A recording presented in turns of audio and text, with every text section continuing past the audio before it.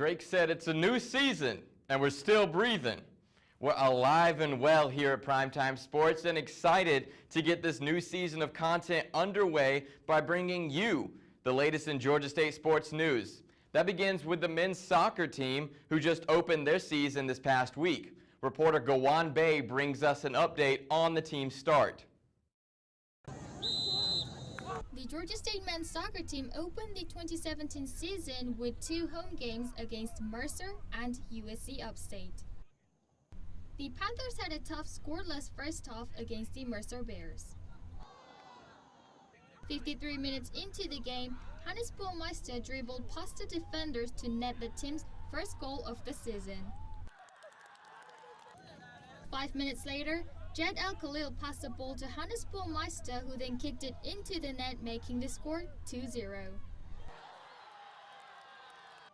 The team finished the rivalry with a clean sheet and 6 shots on goal. We were well prepared, mentally especially. You could see even in the locker room before the game, everyone was so excited, and I think that was the key why we won this game. Against USC Upstate, Lucas Joyner kicked a cross which Max Hemmings slotted home 15 minutes into the game. Few minutes before the halftime whistle, Rashid Al-Arape headed Liam Fitzsimmons throw-in to score the final goal. The game ended once again with a score of 2-0 and a clean sheet. Tonight's game, well, we had a hard game on Friday against Mercer, so we knew a lot of energy put out. So we wanted to make sure that we come to this game, have the same mindset. We got the same result. The team performance wasn't as good as it needed to be, but we still got the result. So that was basically the main goal. Friday's game obviously had a lot of emotion with Mercer being one of our bigger rivals. So I knew today was going to be a challenge to try and match that. I wasn't terribly pleased with the overall performance, but I'm always happy to get a win, and we'll certainly build upon that. So hopefully it's another positive season for us. We're obviously started off. Hopefully we can continue to move forward and progress, and as we get into conference play, we'll be playing our best soccer. The next home game will be on the 1st of September against Louisville. For Primetime Sportz, I'm Gawan Bay. Due to inclement weather, tonight's game will be played at Lake Point Sporting Complex in Emerson, Georgia. If you can make the drive, go support this team as they attempt to knock off the 11th ranked team in the nation. Now, early in rapper Kid Cudi's career, he wrote a song called Highs and Lows. Well, it's early in the season for the Panther volleyball team, but highs and lows perfectly describes their current streak. The team started out strong in their first match against Rutgers, winning 3-1, but are now on a losing streak at the moment with their last 3 matches. We spoke with Coach Paul Hamus about the changes she plans to make with the team moving forward. For us, our defense was really exposed, and that's one thing that we've worked a lot on. You saw it today in practice. A lot of defense, both backcourt and blocking. In volleyball, no matter what, there's an error. And so it's rebounding, making sure you understand what the game plan is, adapting to the game. So that's really what we want our players to do. Because we have such a young squad, we want to adapt to the game faster. The Panther volleyball team will get their chance to show how they've improved today at the Blazer Invitational hosted by UAB. Now, we had one Georgia State team make history last night, well, but you probably don't care or want to hear about it, so we'll just move on. Of course not! Cue the highlights, it's time for football! Georgia State Stadium opening for the first time for the Georgia State Panthers to play football, their own home. The first time that Georgia State has ever had this for their football team. We finally get our first kickoff for the Georgia State Panthers. It's exciting. Now the Tigers do nothing on their first drive, but Connor Manning dumps it off to Taj Boyd for 17 yards, and the Panthers have something going against this Tennessee State Tigers. But on the next play, handoff to Kyler Neal, puts the ball on the turf, and it's a turnover. Tigers would take over, and they would use this momentum to their favor. Treyon Harris, the quarterback for the Tigers, he's moving pretty quickly and was able to cut up the Panther defense pretty fast all day. We see another example here of Treyon Harris trying to get in the red zone for the Tigers, and, well, He's brought down hard, and the ref sees a flag. Now look at the replay here. You see Chandon got all shoulder pad, and Chandon Sullivan, well, he wants to express that to the referee here. No flag, but it's all right. Panthers on third down stop the Tigers and force the Tigers to kick. A chip shot here, just 18 yards for the Tigers kicker, and he makes it through and puts the score up 3-0 over the Georgia State Panthers. Another opportunity here in the first quarter for the Tigers, and it falls flat. That was one of 3 missed field goals on the day. Trayon Harris once again showing us what he can do with his legs, cutting through the Panther defense, and then a handoff here to, well, the running back, Seth Rowland, as he scores the first touchdown for Tennessee State, puts them up 10-0. Panthers doing a drive of their own as Connor Manning puts the Panthers in the red zone with that run, but only leaves a field goal up on the board, 10-3.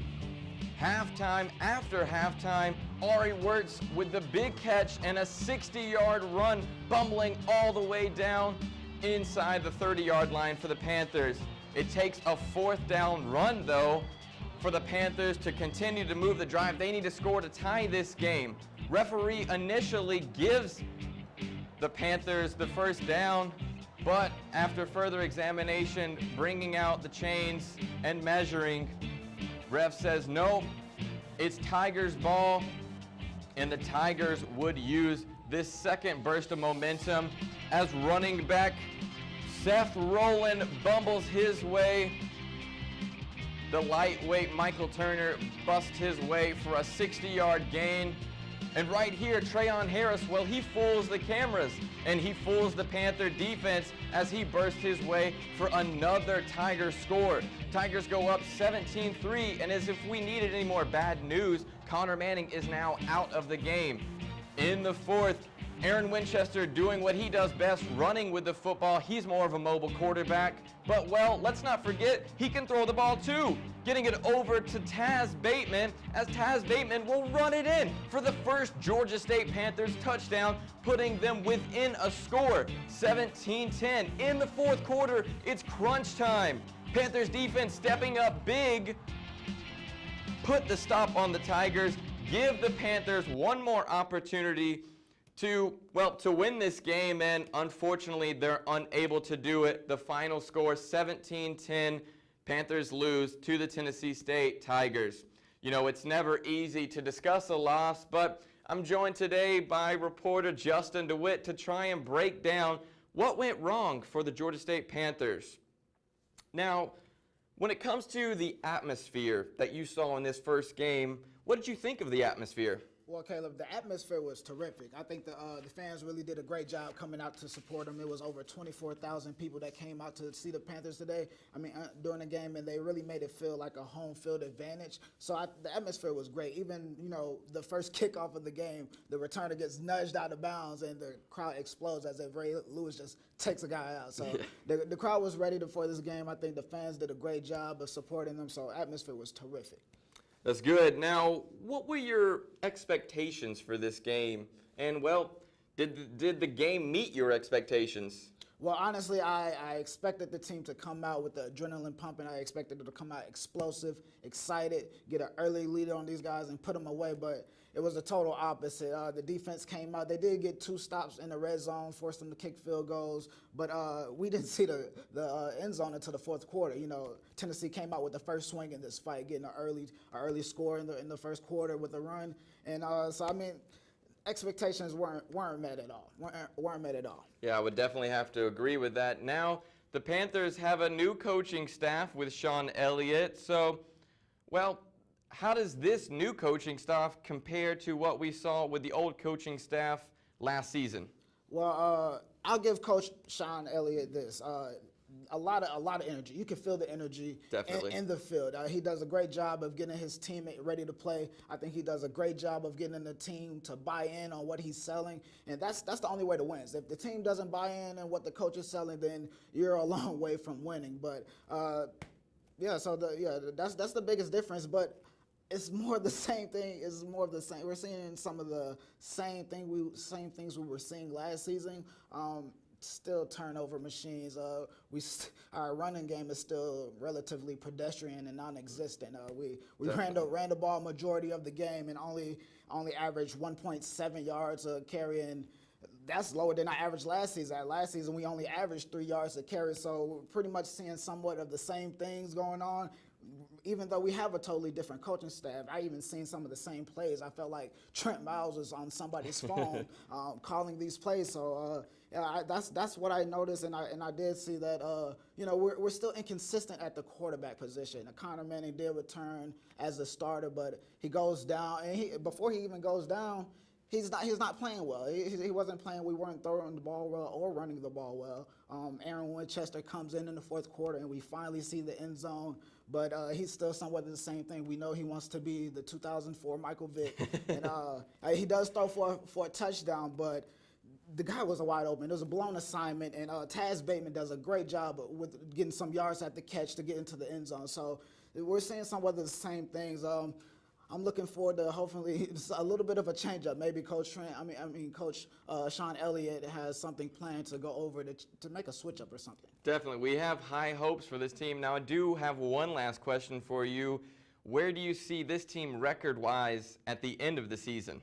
I see them definitely beating Georgia State. I say they win 5 games. Georgia Southern, you mean? Georgia Southern, yeah, I'm sorry. Yeah, I definitely see them beating Georgia Southern. That's the biggest. They seem to wake up for that game. That's the biggest game on the schedule. But I see them winning 5 games, making them lose 7 games, so 5-7. So yeah, that's gonna be my prediction. Okay, well, when I looked at the schedule, I wasn't so generous, as I think it'll more look like 3-9 and a tough first season for Coach Elliott.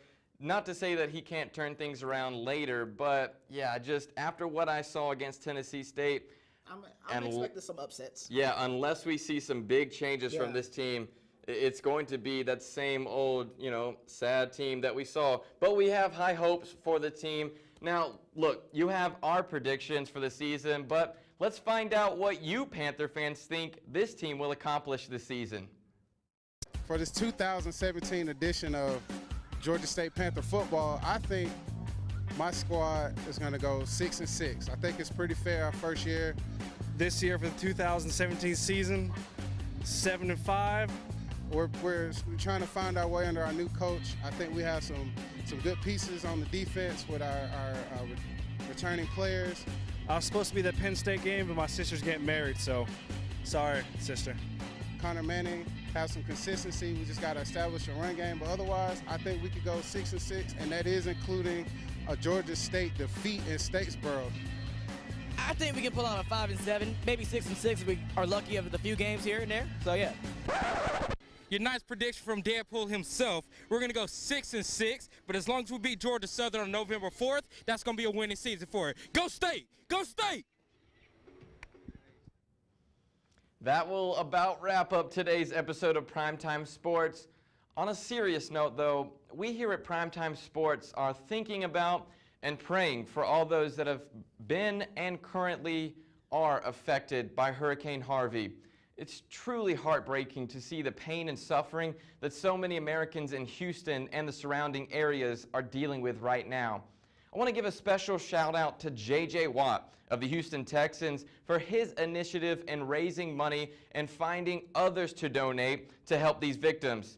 JJ's relief fund is now at $12 million. The original goal was $200,000. JJ is a prime example of athletes doing more than just sticking to sports. Our men's basketball team sent shoes, shirts, and other items to the University of Houston men's basketball team. Look, guys, keep up the great work. It's truly inspirational to see all the generosity going on in our country right now. That's all for today. Always remember to subscribe to our YouTube channel, like us on Facebook, and follow us on Twitter at Prime Sports. I'm Caleb Johnson. Come back next week for another episode. Take care.